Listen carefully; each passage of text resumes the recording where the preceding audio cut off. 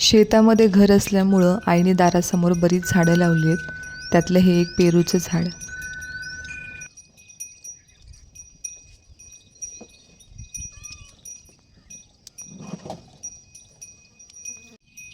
तांदूळ ज्याची भाजी भरपूर वाढलेली आहे म्हणून तिची आज भाजी करणार आहे.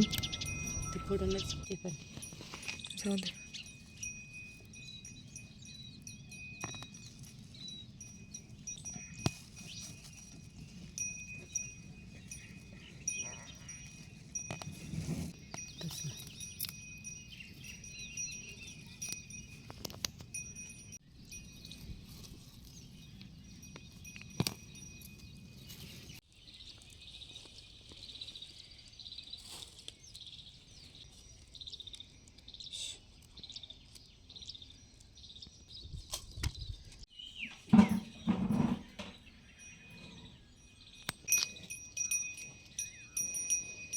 भाजी निवडून झाली की तिला 2-3 पाण्यात स्वच्छ धुवून घ्यायची.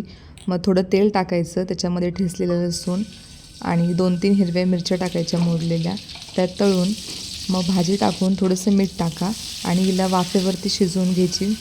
जास्त याला झाकण लावून शिजवायची गरज पडत नाही. ही भाजी लवकर शिजते आणि खायलाही छान लागते.